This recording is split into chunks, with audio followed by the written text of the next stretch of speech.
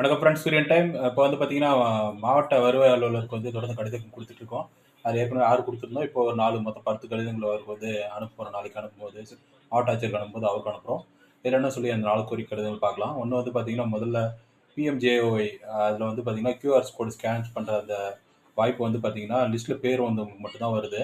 அதனால அந்த லிஸ்ட்ல பிஎம்ஜேஓஒய் லிஸ்ட்ல வந்து யார் யாருக்கெல்லாம் வந்து அ பேர் இருக்கோ அவங்களுக்கு மட்டும் வந்து வட்டாட்சியர் அலுவலகங்கள் கிருஷ்ணகிரி மாவட்டத்தில் இருக்கிற வட்டாட்சியர் அலுவலகங்கள்ல வந்து கேம்ப் கண்டக்ட் பண்ணி பிஎம்ஜேஒய் திட்டத்தில் வந்து காப்பீடு பெறத்துக்கு வந்து ஹெல்ப் பண்ணுங்க.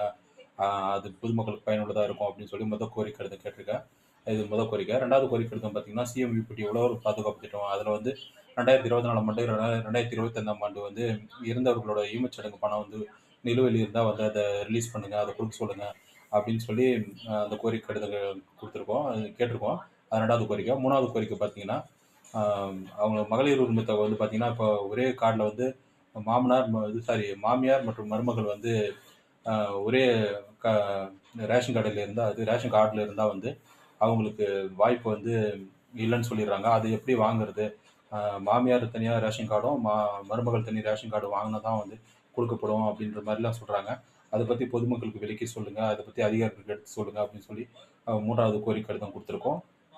4வது கோரிக்கை கடிதம் பார்த்தீங்கன்னா, இப்ப ஆன்லைன்ல சர்வீஸ்லாம் கொண்டு வந்துட்டாங்க. இருந்தாலும் பார்த்தீங்கன்னா, ஒவ்வொரு தாலுகா ஆஃபீஸ்லயும் வந்து அரசு இ-சேவை மையம் இருக்கு. அதில வந்து பிற இ-சேவை மையம் வாங்குற கட்டணத்த விட கம்மியா தான் கட்டணம் வாங்குறாங்க. ஆனா வந்து ஒவ்வொரு ரெவென்யூ இன்ஸ்பெக்டர்ன்னு இருக்கும்.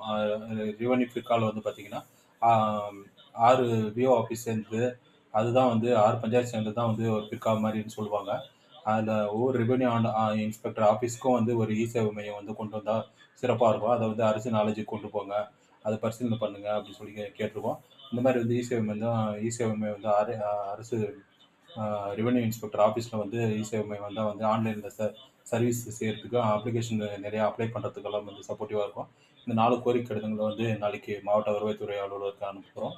இது போன்ற அப்டேட் மற்றும் விழிப்புணர்வு தகவலுக்கு தொடர்ந்து சூரியன் டைம ஃபாலோ பண்ணிட்டே இருங்க. சூரியகுமார், சூரியன் டைம். Thank you.